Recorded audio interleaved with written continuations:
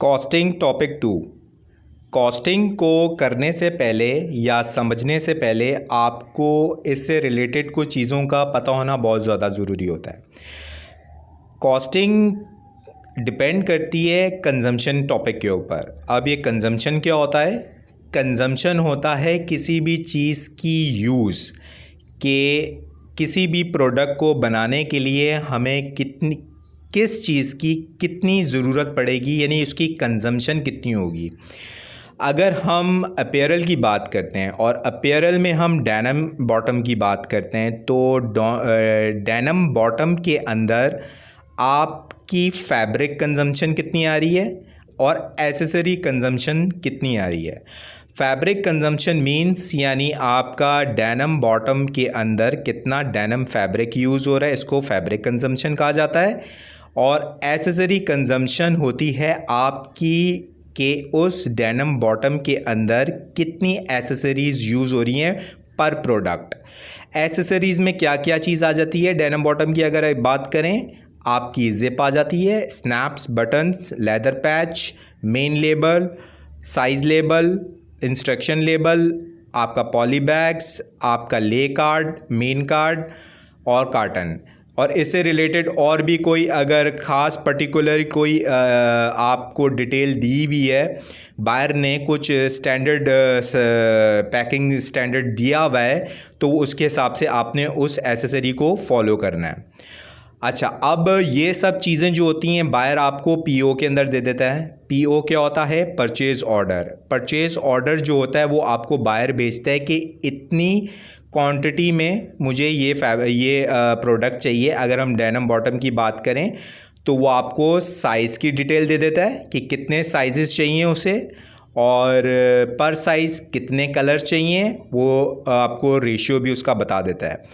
Packing standard भी आपको बता देता है कि एक कार्टन में आपने कितने साइज़ और कितने कलर एक कार्टन में पैक करने हैं, और आपको कार्टन साइज़ भी बता देता है, कंटेनर साइज़ भी बता देता है, और आपको इवन शिपमेंट डेट भी बता देता है। यानी बिल्कुल कंप्लीट पीओ में आपको डिस्क्रिप्शन दे देता है। वो ऑर्डर की डिस्क्रिप्शन मींस उसकी पूरी डिटेल उसको आपको दे देता है। कई दफ़ा बायर जो होता है वो आपको पीओ नहीं बेचता, वो आपको डायरेक्ट हार्ड सैंपल भेज देता है। एक डेनिम बॉटम का आपको एक सैंपल भेज देता है और कहता है कि बस मुझे 40 फीट कंटेनर ये मुझे चाहिए। ना उसने ये बताया कि उस 40 फीट कंटेनर में कितने पीसेस उसको चाहिए। हाँ, वो कलर बता देता है और साइज़ बता देता है कि इतने कलर चाहिए मुझे इसमें और ये साइज़ चाहिए इसके अंदर, और आपको क्वांटिटी खुद ही कैलकुलेट करनी है। अब देखें, उसने आपको फैब्रिक की डिस्क्रिप्शन नहीं दी। डिस्क्रिप्शन मींस डिटेल नहीं दी। जब आपका दूसरी साइड पे अब जब हम देखते हैं, जब हमें पीओ रिसीव होता है तो पीओ के अंदर वो फैब्रिक की डिटेल ज़रूर देता है। फैब्रिक की डिटेल का मतलब क्या होता है कि उसके अंदर वो वीविंग की डिटेल दे देता है कि कौन सी वीव्ड होनी है, ट्विल कौन सी होनी है, राइट हैंड ट्विल होनी है, लेफ्ट हैंड ट्विल होनी है, ब्रोकन ट्विल होनी चाहिए, पर पिक क्या होनी चाहिए, 2x1 होनी चाहिए, 3x1 होनी चाहिए, डाइंग कौन सी होनी चाहिए, डाइंग का परसेंट क्या होना चाहिए, वो आपको सारी डिटेल उस चीज़ में दे देता है।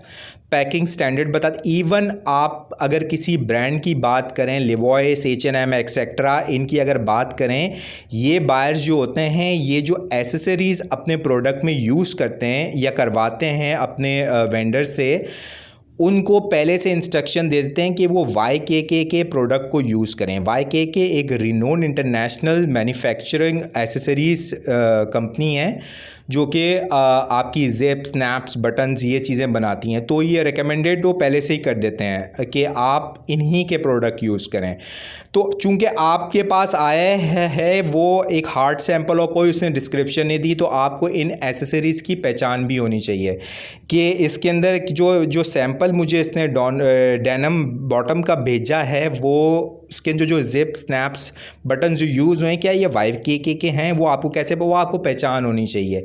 उसकी कुछ चीज़ें होती हैं उससे आप पहचान लेते हो कि ये YKK ओरिजिनल है या कॉपी है।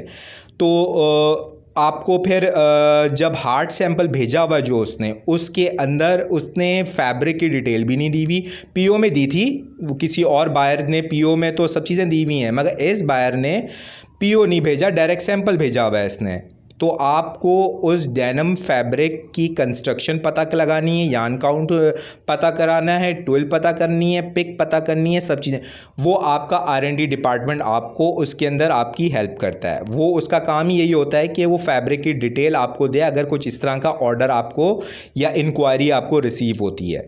और डाइंग से रिलेटेड जितनी भी चीज़ें होती हैं, इंक्वायरी होती है, वो आपको डाइंग डिपार्टमेंट क्लियर करता है। तो विविंग और डाइंग डिपार्टमेंट जो होते हैं वो आपको असिस्ट ऐसे ऑर्डर के लिए करते हैं।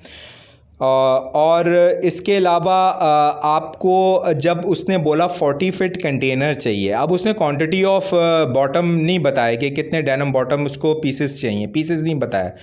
तो मगर आपको उसने अच्छा, और उसने आपको और एक और चीज़ नहीं बताई, उसने आपको पैकिंग स्टैंडर्ड भी नहीं बताया कि पैकिंग किस तरह से, यानी एक कार्टन साइज़ क्या लेना है। या इवन अगर कोई कार्टन साइज़ भी बता देता है तो आप उसे कंटेनर का साइज़ हिसाब लगा लेते हो कि कितने पीसेस आपको मैन्युफैक्चर करना है।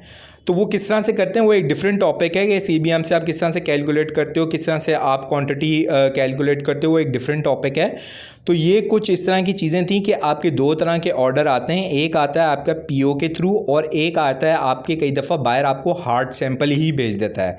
तो आपको उस हार्ड सैंपल में थोड़ा सा वर्कआउट ज़्यादा करना पड़ता है क्योंकि वो आपको हार्ड सैंपल भेजा हुआ है, उसने हर चीज़ खुद आपने पहचान के उसके अंदर आपने उस ऑर्डर को परसू करना है। और PO में तो बहुत हर चीज़ डिटेल होती है। PO कई दफ़ा रिपीट ऑर्डर भी होता है। रिपीट ऑर्डर मींस ये पहले से आपके पास उस बायर के ऑर्डर चलते हैं तो उसमें ज़्यादा अपना वर्कआउट नहीं करता, सब आपको आपकी चीज़ें रेडी होती हैं, आपको आपके रिकॉर्ड में होती हैं, आपको पता है मेंटेन हुई भी होती हैं कि ये बायर के ये ऑर्डर आर्टिकल के हिसाब से, आर्टिकल वर्ड बहुत यूज़ होता है। आर्टिकल, जब आप आर्टिकल नंबर होते हैं कि ये नहीं बोलते कि ये डेनिम बॉटम ये वाले का ऑर्डर है, इस वाले नहीं, वो आर्टिकल नंबर से होता है। तो इससे रिलेटेड ये जो चीज़ें थी ये सारी कॉस्टिंग से इनडायरेक्टली रिलेटेड होती हैं, बट ये चीज़ जो होती है अगर आपको पता है तो आप बहुत अच्छा इंप्रेशन अपने इंटरव्यू में और अपनी जहाँ आप करंटली जॉब करते हैं वहाँ आप आगे प्रमोशन में आपकी बहुत हेल्प करती है, क्योंकि ये सारी बहुत डिटेल नॉलेज होती है, ये हर मर्चेंडाइज़र को पता होनी चाहिए। Thank you.